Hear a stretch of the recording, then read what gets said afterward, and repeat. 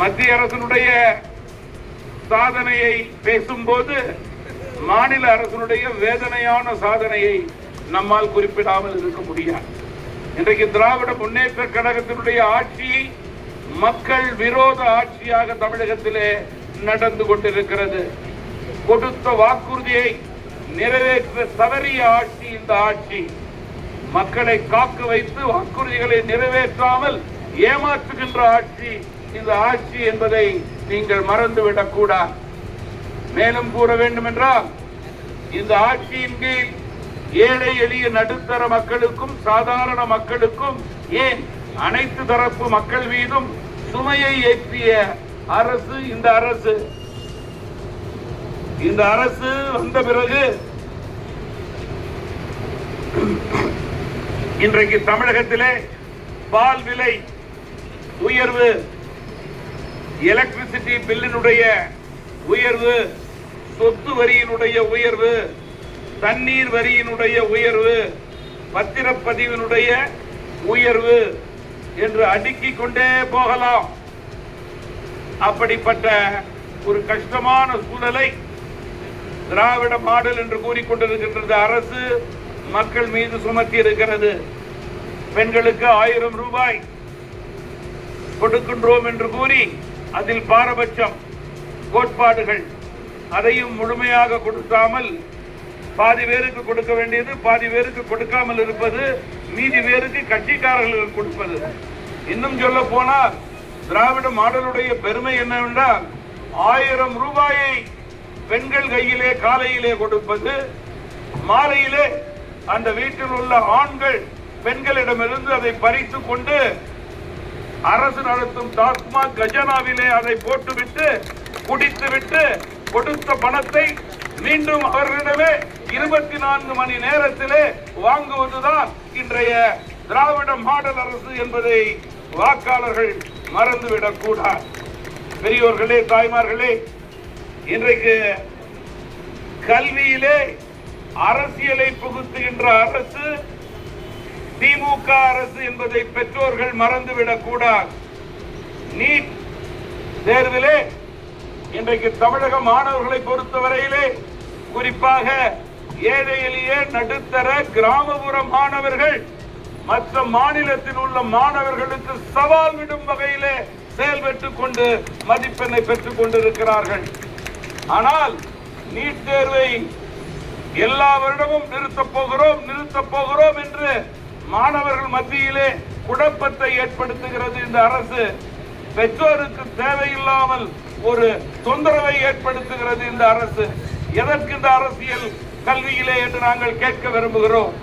கல்வியிலே அரசியலை புகுத்தக்கூடிய அரசு அகற்றப்பட வேண்டும் என்பதிலே மாற்று கருத்து இருக்கக்கூடிய 2026 நடைபெறவிருக்கின்ற சட்டமன்ற தேர்தலுடைய வெற்றிக்கு அடித்தளமாக இன்றைக்கு பாராளுமன்ற தேர்தல் நடைபெறுகிறது.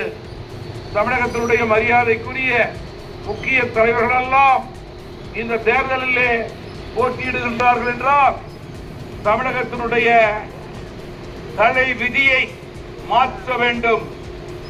55 வருடங்களுக்கு பிறகு மீண்டும் பெருந்தலைவர் பெயரிலே பொற்கால ஆட்சி, அந்த ஆட்சியை வழிநடத்தக்கூடிய தலைமை மத்தியிலே பிரதமருக்கு உண்டு. அவர் ஆட்சியோடு இங்கே நல்லாட்சி தமிழகத்திலே நடக்க வேண்டும் என்ற நல்லெண்ணத்தின் அடிப்படையிலே நல்ல தலைவர்கள் எல்லாம் ஒன்று கூடியிருக்கிறார்கள்.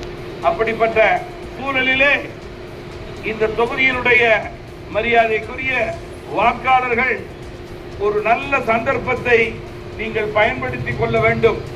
நல்ல சந்தர்ப்பத்தை பயன்படுத்திக் கொள்ள வேண்டும் என்றால் உங்களுடைய பகுதிக்கு அதிகார வர்க்கம் வருவதை நீங்கள் மறுக்க மாட்டீர்கள் என்று நான் கருதுகிறேன். அதிகார வர்க்கம் தேவை.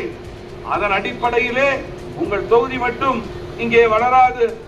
மீண்டும் தென் மாவட்டம் வளரும். தென் மாவட்டத்தை தாண்டி தமிழகம் வளரும். தமிழகத்தினுடைய வளர்ச்சி பாதைக்கு அழைத்து சென்ற பெருமை ஐயா பொன் ராதாகிருஷ்ணன் அவர்கள் அமைச்சராக இருந்தபோது இருந்ததை நான் சுட்டிக்காட்ட விரும்புகிறேன். அதுபோல வேண்டும், தமிழகம் வளர வேண்டும், தென் மாவட்டங்கள் வளர வேண்டும். இந்த தொகுதியை பொறுத்தவரையிலே தமிழகத்தினுடைய நம்பர் 1 தொகுதியாக மீண்டும் மாற வேண்டும். அந்த நிலையை ஏற்படுத்துவது வாக்காளருடைய கடமை என்று நான் குறிப்பிட விரும்புகிறேன். இங்கே காங்கிரஸ் கட்சியினுடைய வேட்பாளர் 5 வருடமாக இருந்திருக்கிறார். அவரால் ஒன்றும் செய்ய முடியாது என்பதில் யாருக்கும் மாற்று கருத்தே இருக்க முடியாது. ஏன் ஒன்றும் செய்ய முடியாது? அவர்கள் டெல்லிக்கு சென்றாலேயே காங்கிரஸ் கட்சியினுடைய நாடாளுமன்ற உறுப்பினர்கள் எல்லாம் ஒன்று சேர்ந்து ஒன்றாக கூடி மோடி அவர்களை வசைபாடுவதுதான் அவர்களுக்கு வழக்கம், பழக்கம். தொகுதியை பற்றி நினைப்பதோ தொகுதிக்காக பேசுவதோ அவருடைய வழக்கமும் அல்ல, பழக்கமும் அல்ல. ஆனால் ஒரு பழக்கத்தை சரியாக செய்து கொண்டிருக்கிறார்கள். அமைச்சரை பார்ப்பது, வணக்கம் போடுவது, போட்டோ எடுத்துக் கொள்வது, அந்த போட்டோவை பேப்பரிலே போடுவது. அதனால் எந்த பிரயோஜனமும் கிடையாது நண்பர்களே. வாக்காளர்களை ஏமாற்ற நினைப்பது. வாக்காளர்கள் இனியும் அவர்களோடு ஏமாற தயாராக இல்லை. மீனவர்களை நண்பர்கள் என்றே அழைத்துள்ளோம். காரணம், மீனவ நண்பர்கள் என்றால் கடலுக்கு சென்று கடின உழைப்பை மேற்கொண்டு தன்னுடைய குடும்பத்தினுடைய வாழ்வாதாரத்தை உறுதிப்படுத்தப் போகிறது. அப்படிப்பட்ட மீனவர்களோடு துணை நிற்கின்ற கட்சி பாஜக கட்சி. சென்ற காங்கிரஸ் ஆட்சியில் மீனவர்கள் பட்ட இன்னல்கள் ஏராளம். அதனை நீங்கள் புள்ளி விவரங்களோடு பார்த்தால் ஒரு 20% தான் அந்த பிரச்சனைகள் நீடிக்கின்றது. அந்த பிரச்சனையை தீர்ப்பதற்கான முறையான, சரியான, ஆக்கப்பூர்வமான பணிகளை மத்திய அரசு தொடர்ந்து செய்து கொண்டிருக்கிறது. கடந்த சம்பவம் இன்றைக்கு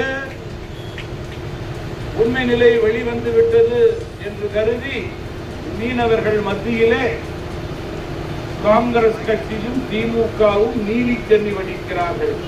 உங்களை மீனவர்கள் இனிமேல் நம்ப தயாராக இல்லை. உங்கள் துரோகத்தை வரலாற்றிலே அவர்கள் மறக்கப் போவதில்லை, மன்னிக்கப் போவது கிடையாது என்பதில் மாற்று கருத்து கிடையாது. கச்சத்தீவை மீட்க வேண்டும் என்பதிலே யாருக்கும் மாற்று கருத்து கிடையாது.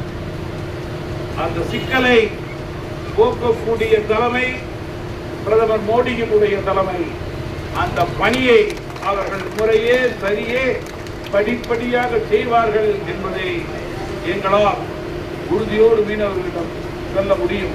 ஆனால் திமுக, காங்கிரஸ் முழு பூசணிக்காயை சோற்றிலே மறைக்க நினைத்தால் மீனவர்கள் ஏமாற தயாராக இல்லை. இனியும் நீங்கள் மீனவ நண்பர்களை ஏமாற்ற முடியாது. அவர்கள் ஏமாளிகள் அல்ல என்பதை இந்த நேரத்தில் தெரிவித்துக் கொண்டு, மீனவர்களுக்கு நம்பிக்கை கொடுக்கின்ற கூட்டணியாக எங்களது கூட்டணி செயல்படும் என்ற உறுதியை கூட்டணி கட்சியினுடைய தலைவர்களில் ஒருவன் என்ற முறையிலே என்னால் குறிப்பிட முடியும்.